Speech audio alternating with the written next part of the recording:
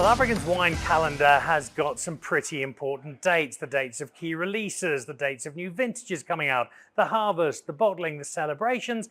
And then there are those which every year get the wine community themselves really excited.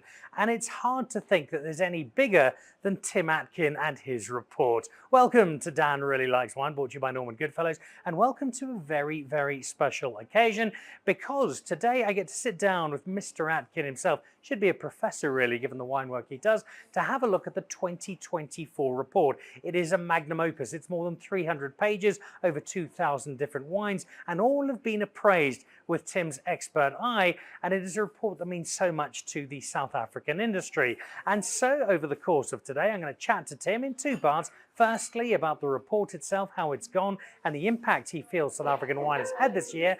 And then afterwards, we have a look at some of the top performing wines, how they've done, who's got the big winners, who's got the big points, and who has really stood out for Mr. Atkin. All of this done while I'm doing something you're going to see in a couple of weeks' time, which is enjoying some brand new wine from Graham Beck. In fact, I've got some of the Cuvée Clive in hand, so enjoying not just that, but the food of the prawnery, which is popping up more and more and more on Johannesburg's food horizon. More on the prawnery a little later. Right now, over to Tim Atkin, and a look first of all at how the report for this year was shaped. So it's not often that the Springboks will play the All Blacks during the week in South Africa, and it is not the hardest ticket to get hold of. In fact, it's only number 4 on the list of tickets in South Africa this week, because top 3 are all to try and get to see this man. In fact, even I couldn't get a ticket, which is why I've had to come and sit in a hotel with him for a conversation. Tim Atkin, you were a rock star enough last year. It seems in the 12 months since that the Tim Atkin Report and its attendant author have just gone properly Kardashian. It's very gratifying, yeah. I mean, I don't know why, but we did go from 2 events to 3 this year, because we added one in Stellenbosch, and we've always had one in Cape Town and Joburg, and they all sold out in the morning. So it's been brilliant. I had a ticket, but I was offered a ticket for the match on Saturday. Damn! If I thought about postponing my flight to go, I really want to see the game. I saw last year's game. It was brilliant. What a match! I think there were a lot of people who'd swap their All Black Springbok tickets for a Tim Atkin ticket. And I say this because the sheer number of messages I've got from people I haven't heard from in years. And that's indicative of a few things. It's an evening of superb wine to taste, and we'll talk about that wine a little more. But it's also, I think, an endorsement of this work that you do and this labour of love. As you look back on it now, and you've almost come to the end of the 2024 carnival, is it more love or more labour?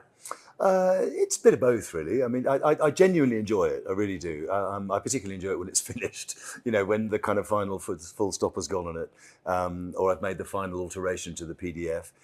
It is a lot of work, and I won't deny that. But it is pleasurable work. I mean, it's not coal mining, is it? I think we're lucky that I get to taste wine for a living. I get to come to South Africa 3 times a year. And I get to taste these wonderful wines and look at the industry developing. And I genuinely believe it is one of the most exciting wine industries in the world, and one of the best places to be a wine consumer. And I'm a wine consumer and a wine lover as well as a wine writer. So I'm having fun. It is labour, but it's love too.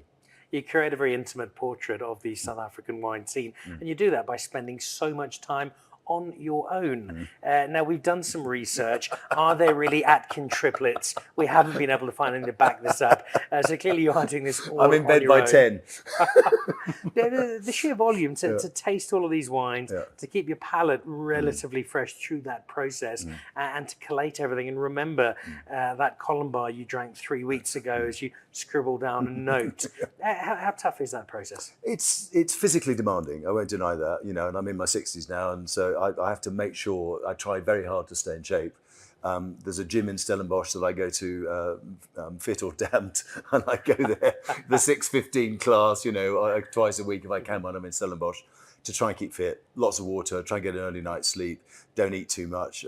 I slightly live in terror of getting some sort of awful cold while I'm here and not being able to taste. When COVID was around, I was really scared I was going to get COVID and my sense of smell would go, but thank God and goodness I didn't. So touch wood, wood. Anyway, touch wood, so far so good, but it is physically demanding, I won't deny that. And we can see that it must be simply by the scale of it. For people who haven't yet bought their copy, Please. Which they will, and we'll remind them to again. The number of wines this year, the size of the report, it's the biggest one yet. Yes, the biggest ever. It's 2259. I mean, the three came in the final week when I was sitting in London. Another one arrived. I get this thing from Aspiring Logistics. I think, okay, it's got to be South Africa. And it's an open door that anybody who wants to submit wines to me can submit wines to me. If they're sending to me in London, then they need to contact me first to make sure that I'm actually going to be there. But I'm happy to taste anything really, and so it is the biggest ever. 450 something wineries I think we tasted from this year. A lot of travel and a lot of bottles. Yeah. It all comes together in this final report that gives such a wonderful look at South African wine. But it's also one that appraises South African wine. You do give ratings. Yeah. And I'll ask you the same question I did last year, because I can only imagine it's got more difficult. Yeah. I see whenever you're in South Africa, because 8,000 people post that you're in South Africa, because they've had you around for a braai, they're having you for breakfast. They're so excited that somebody who we feel so much gratitude towards for celebrating our wine industry has come to visit. But it must just get more and more difficult where you've come off a wonderful snook braai with some great wine farmers and they've given you their brand new Chenin Blanc and by God, it's undrinkable. And you've now got to somehow put an 81 pointer out to someone who's just given you a wonderful evening. I'm obviously exaggerating a little bit, but that is a very difficult element, I'm sure. It is. I mean, the only thing you can do is be honest and particularly when it comes to that, I have a classification in there which is first growth, second growth, etc., etc. A lot of people get very upset by that, and it's tricky. And the only thing you can do is be able to look somebody in the face and say, "Listen, I believe in what I do, and it's a completely honest process." I mean, I have my faults. I get things wrong. I know that. Some wines I may not taste as well as I might have done on a certain day. The wine might not have been showing well. I might not have been on good form. All of those things. I'm human. But one thing I cling to very, very tenaciously is my integrity and my honesty. And if I can say to somebody, as I said, look them in the face and say, I gave you the score that I thought your wine deserved, then people can't complain. They might not like it, but they can't think that I'm doing my friends favours. And I do have friends in the industry. Obviously, I've been doing this a long time, and I never do them favours either. I mean, it's, the year that Samantha O'Keefe, who is a good friend of mine, that she had the fire at her farm and I downgraded her from first growth to second growth, partly because she had no wine, but also the wines that she had left, were sort of borrowed and given to her basically by other people, and the wines weren't as good. And she said to me, I was really upset that you put me down from first to second, but I was also really grateful because it showed that you don't do your friends favours, basically, that you're prepared to be brutal in a sense, even kick somebody, when they're down and their farm's just burnt down, and say, okay, you've got to go down. So it's the only thing I can do is to be transparent about it. I don't take holidays from people. I might take a Springbok ticket if anybody's got one. No, not really. I mean, I've obviously got connections in the industry and I have friendships and I do eat with people, but I'm very careful that people cannot point a finger at me and say, hey, this guy's just had a week in Mauritius on X winery. And surprise, surprise, they've got a great score. I don't take advertising in the report, so nobody's advertising to buy space in the report. So I do my best to have clean hands. Your approach is sighted tasting rather than blind tasting. Logistically, I don't think blind tasting would be possible, but it's still something, and I know we've had this conversation before, very adamant, this is a space that you're comfortable with, and I think it does give you an understanding of the wine that you won't always get when it's blind. I think so, and the tasting notes I write, I think if you just write a tasting note saying this tastes of blueberries, blackberries and wood smoke is interesting enough, but it gets a bit repetitive. Whereas if you can say, this comes from a 0.2 hectare vineyard, in the coldest bit of the Helderberg overlooking False Bay, it slightly brings the wine alive. So when I'm tasting, I like there to be a context to the wine. I also have a history with most of these wines, so I know what Colin Miller's tasted like over the last 20 vintages, and I've been lucky enough to taste some of the old ones. That's the good side of it. I do completely accept what your point is, that are we influenced by labels? Of course we're influenced by labels. If Evan Sardi's sitting opposite you, however much you're trying to phase out the fact that he's the best winemaker in the country, he's sitting there opposite you. But I zone out what people say to me, and I listen to the bits that are relevant to the tasting note. But if someone's saying, I think this is brilliant, well, I mean, that's irrelevant, really. I mean, as a friend of mine says, I'll be the judge of that. But I think that it's Yes, of course, there's going to be an influence. However subliminal it is that, hey, I'm tasting Paul Sauer, hey, I'm tasting Porcelainberg, hey, I'm with the Molyneux. I do my best. I really try very hard to be objective and see things for what they are. And sometimes you'll find that, Botanica Chenin Blanc, which is a fantastic wine, last year, 2022, hot vintage, all those droughts and heat spikes. And I deliberately tried to just kind of drop I dropped it out of the 95 plus tasting list basically last year. And this year it's back in again. Yeah. The portrait that you give us of South African wine is not just the numbers and the producers, it's also a sense of what you feel is really shining during a particular year. So we'll talk about the specific wines and makers in a moment, but for 2024, what stood out? Where have we, in terms of this report, done really well, and where have we maybe backtracked or still need a little bit of work? I think interesting tasting 23 vintage, because a lot of the wines were 23s. I thought the whites were excellent because most cases they were picked before the rains. Stellenbosch, particularly late picked varieties like Cabernet Sauvignon and Petit Verdot and things like that were pounded really. And I think Stellenbosch suffered in 23. A lot of the Cabernets, people didn't make Cabernets. There was no Peter Barlow Cabernet. That Thai-Bosch, which is Cab Franc and Merlot and other things, was not going to be released in 23. It's not your fault that happened as a country. It was just a vintage variation thing. In terms of things that stood out, well, Chenin Blanc, again, I think is the country's calling card and its trump card, if you like. I think Syrah is just getting better and better and better. Stellenbosch wines, cabs particularly, with the caveat that the 23s were suffered a little bit, but a lot of people showing 22s of those. I think Chardonnay, increasingly strong. The other thing I liked this year was that there were more regions involved. So I had a wine from Sutherland for the first time in the 95 plus tasting. There were more wines from the Agulhas Triangle, as it's known, stuff from Darling, stuff from the Ceres Plateau. And I think I like the fact that the wine map of South Africa is going north, south, east, and a little bit west sometimes as well. So I like that. It all speaks to an area that we're very proud of. Yeah. We're very proud that you are very proud of, and that we think competes really well in terms of wine around the world. Yeah.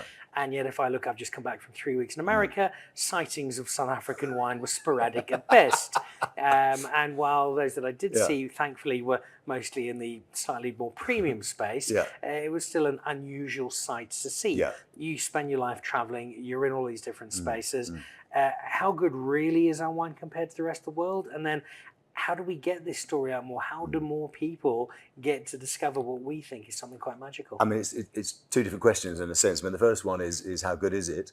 And I think it's very good, particularly in that space between sort of 150 Rand retail here and 350 maybe, which is where the majority of the wines in the report sit.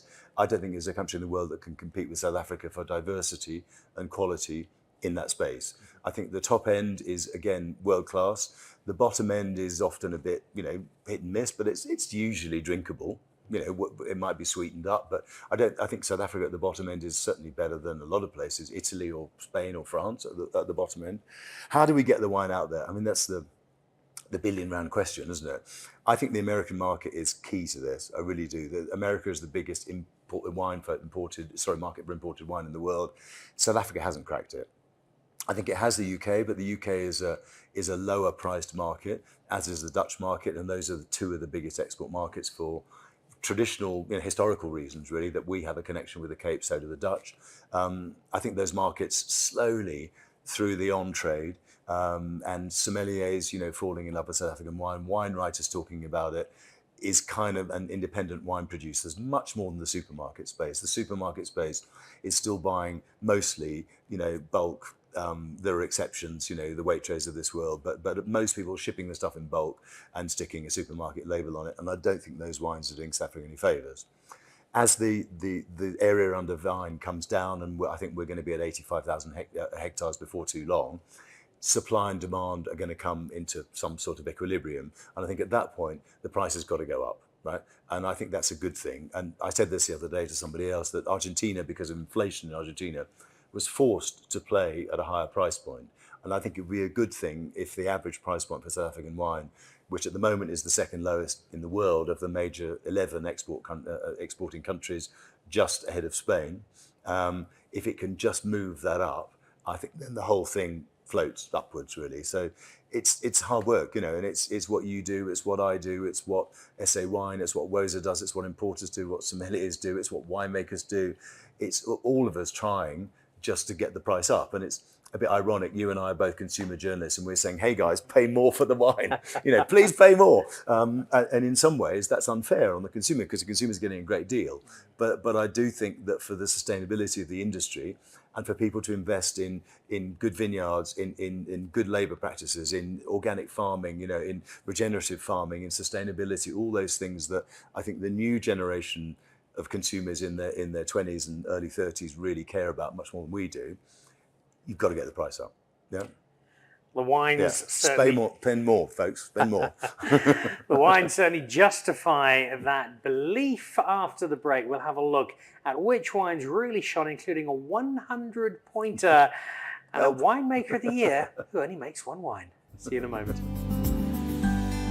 So there's your overview of the Tim Atkin Report 2024. More of Tim in just a moment. I must give you some introduction to today, though.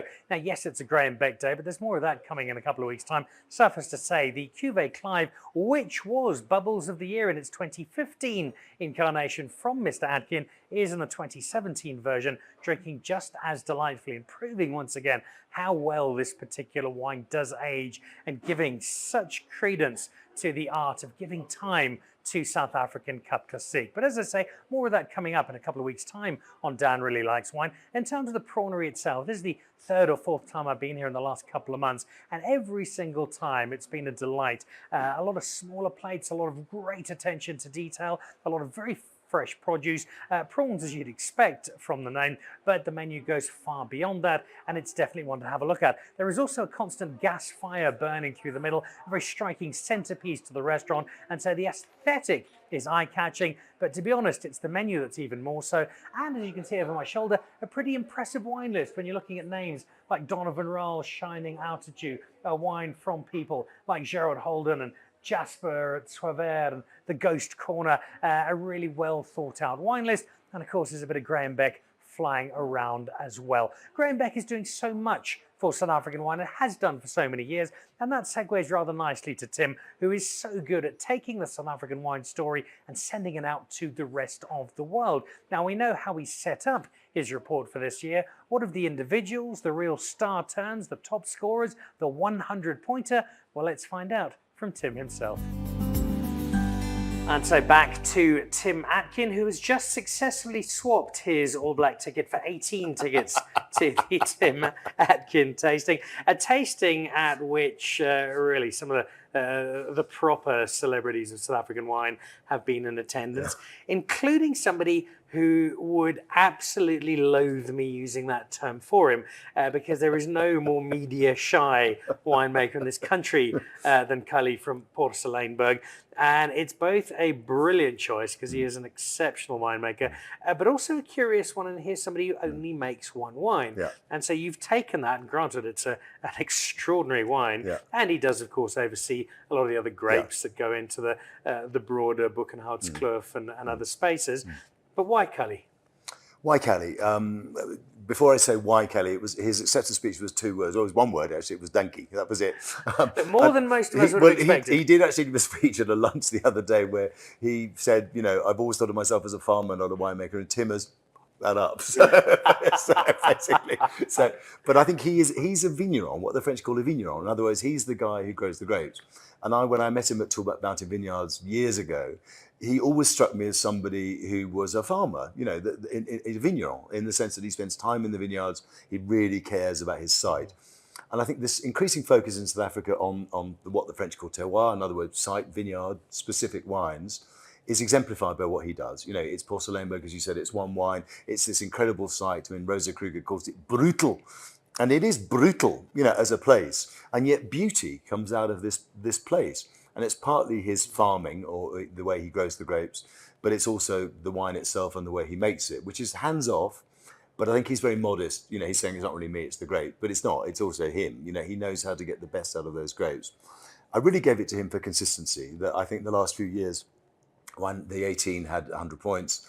This year it had 99 and was the joint red wine of the year with Columella. I think I gave it to consistency and for what he represents in the industry. As you said, he's got a great personality, but he's not, the first person you'd have made possibly on your show if you wanted to interview him for an hour. But he has promised to do a podcast with me. He said, I'll do a podcast. He said, oh, yeah, I'm good on the podcast. He said, I just don't like standing up in front of people and talking to them. Well, it's fine. Well, I think if you include smoking meat, which is probably his favourite thing to Is do, it? Right. And then hunting, Shooting which is his things. second favourite thing to do, and then wine somewhere along there, you'll have a great So conversation. I thought he was a great winemaker at the end. We managed to keep it from him. Because one of the few bits of pleasure I get I get lots of pleasure in this week, but one of the things I really enjoy this week is seeing the face of the winemaker and the young winemaker and the white winemaker and, the white wine of the year and all those things and the legend of the year. I had to tell the legend of the year to make sure he was there because he's 90. But, but it's lovely, that it genuinely moves people, and somebody said that they looked at Callie and his eyes were a bit red and they said they thought he'd been crying. I think that's quite possible. That after he'd had the award, he'd gone off for a little cry somewhere. And this is a guy who's he's a frontiersman. Yeah, he is tough as they come. You could imagine him in the Wild West, or you could imagine him on a battlement somewhere in the Middle Ages. I mean, he's a tough guy, but it moved him. I think it was a terrific selection. I got the selection wrong when we were talking about the upcoming showcases on the show the last couple of months. Go and get your tickets before they sell out, which of course they did in 4 minutes. I said amongst the awards will be the winemaker of the year, and I think it's going to be Chris Alheit. That was He's won before. That was my guess. He's won before. He didn't get it, but he did get the 100-pointer. He did. And that's always, full well, the moment you give something 100 points, the scrutiny just dials in.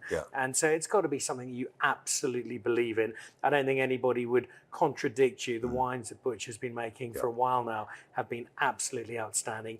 But this is something particularly good. What was it that sent the great Tim Atkin soaring into the clouds? It was a funny experience actually, because when we were tasting, we tasted at another winery, which very nicely gave us the space.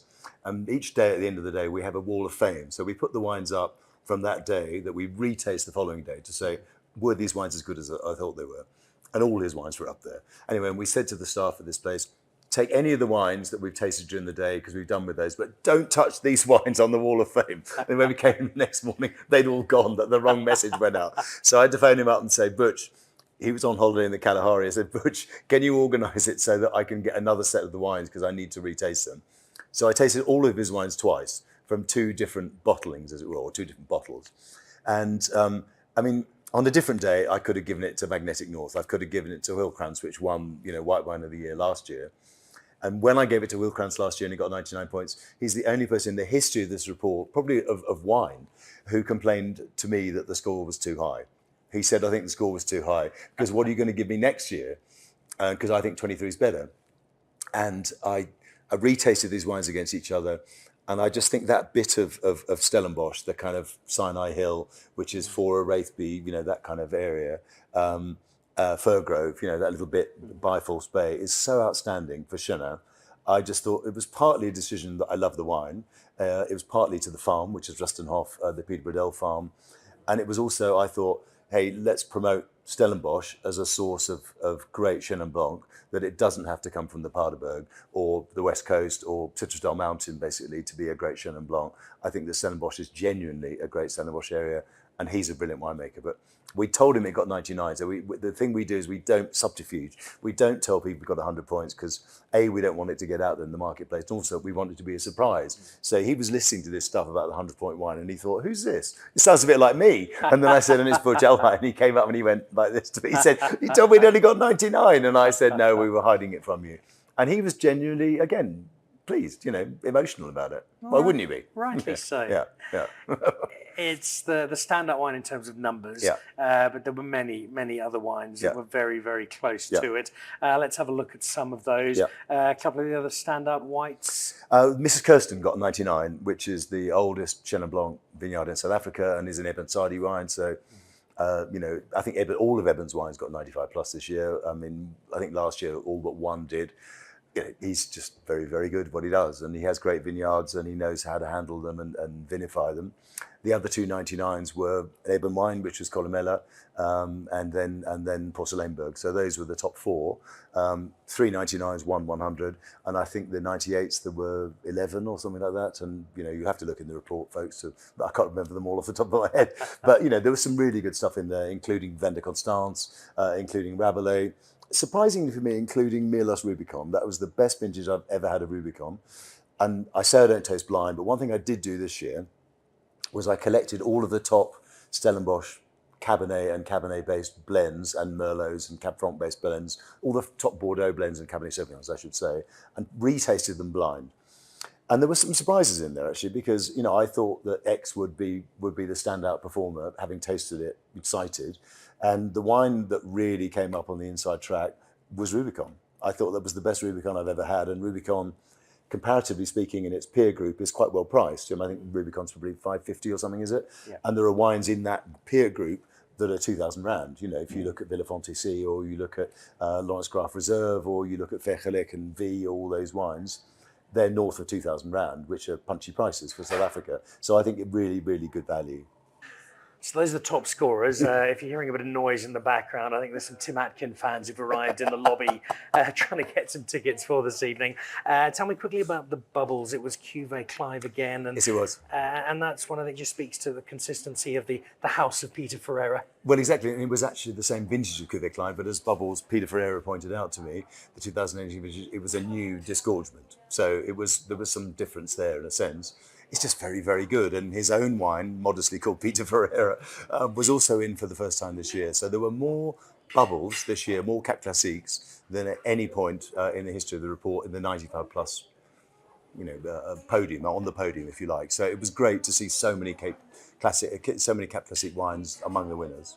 You're always great about celebrating different varietals. You're also great about celebrating people beyond what we often see at the front line of wine, which is the winemakers, and in this case, the viticulturalists. And this was the team at Bosman who you felt had done such a great job. Yes, it was, and I gave that for a number of reasons. It's the first time I've given it to a company rather than to an individual, even though Petrus Bosman, obviously 8th generation, is key in that business. I gave it for a number of reasons. I think the work they're doing with the plant material that they sell to the industry, about a third of the vines that are used in this industry come from Bosman. They're doing fantastic work with research and development, particularly things like developing vine stocks that are basically resistant to leaf roll virus. Also the new varieties they're planting, which are heat and drought resistant, but especially the transformation project that's at the heart of Bosman Family Vineyards. 26% of their company is actually owned by their workers, by a workers' trust, and I thought it was a really transformational business, so that was the reason I gave it to them. Quick one on the Cellar Door experience, a place that I love going to drink wine, eat food and hit golf balls. It's got a magnificent view. Have you got a hole in one yet? I've come so close, so close, so many times. I think Louis continues to do a really strong job with Helderberg Reds, but they've built up an experience, and that is such a big part of the wine tourism space. Yeah, and it's a fantastic view. I mean, impossible. Well, maybe De La Graaf can compete with it. Amazing view of the Helderberg. I think they've got the whole Ernie Els thing just right. So, he's there as a presence, but you don't feel he's a dominant presence. It's not about bling. I think it's really nicely done. I think the food is great, the view is great, as I've said, the furnishings are great, the staff are great, the wine's increasingly good under Louis. I think they're getting more and more finesse into the wines. It was the first place I visited on my first morning in South Africa for the 2024 report, and I just thought, go for them. Finally, a quick word on Gunter Brosel, who many people will be surprised to know is still around. I think many people think he's a figure from the 15th, 16th century. Well, a little bit. I mean, I was having lunch with Karl Schultz of Hartenberg, and Karl Schultz said to me, Gunter Brosel was our first rock star winemaker. And I thought, you're right. I said, is he still alive? And he said, he's very much still alive, and he's 90. So Gunter Brosel came along. He's very lucid, tasted all the wines in the room, but a lot of the wines in the room. And I just thought it was maybe a bit too late to give it to him. I should have given it to him 10 years ago, but I'd slightly forgotten about him. And I never met him when he was at Niederberg because he left in 89 or retired in 89, but he's still going strong. And it was brilliant to see him there. And it was a very emotional award. And people felt very, very pleased to see him there, really. And even, Chris Alheit wanted his photograph taken with him and said, thank you so much. I'd never got to meet Gunter Brosel, but he got to meet Gunter Brosel because he was there in the room. And so that was a very, very positive award and a very popular award. No doubt it was, as indeed the report as a whole. It is selling so quickly that your website crashed Yeah, it initially. did. I'm sorry. But it's bounced back, It's and bounced happily back. so. And it's one it's such a good read, not just for the report, but for the clear passion and emotion that's poured into it. So Thank you. thank you again for it. I know we said we'd try and do it for this year, but Yeah. hopefully next year we might be able to do something special with Dan Really Likes Wine, Sounds the Tim great. Atkin Report. Enjoy the match. I will do, and enjoy Go Boca. watching the world champions and world's greatest rugby team continue. Tim Atkin, thank you so much. See you, man. There Lovely we to see go. you. Bye. Another edition of the Tim Atkin Report. Go out, get it, buy it. Don't take it on email or WhatsApp or fax. Go and buy it yourself and celebrate this love story of South African wine that comes out every year from Tim Atkin. So that's another year and another Tim Atkin Report. I will ask one thing of you. If you get it by email or by WhatsApp, or if you're in certain parts of the wine world, somebody faxes it to you, ignore. Do Tim a favour. It's £20. That's 400, maybe 500 rand, depending on the exchange rate when you get it. It's not a huge amount of money given the sheer volume of work that Tim has put in. So I'd really encourage you to certainly don't accept it by email or by WhatsApp, and go and have a look, buy it, have a read through. It makes for a fascinating breakdown of the South African wine world, and so much work really has gone into it. Tim deserves that at the very least. He also deserves a toast, in this case with some Graham Beck Cuvée Clive, for an extraordinary effort. He is a great champion of South African wine, and we're very grateful to have him in our corner. So a big thank you to Tim. Big thank you too to the teams of both Graham Beck and the Prawnery, and join us in a couple of weeks' time for a little more on just how good this wine is, and possibly one or two surprises from Patson and team. Until then, this is Dan Really Likes Wine with Norman Goodfellows, and we'll find some more bubbles. Cheers.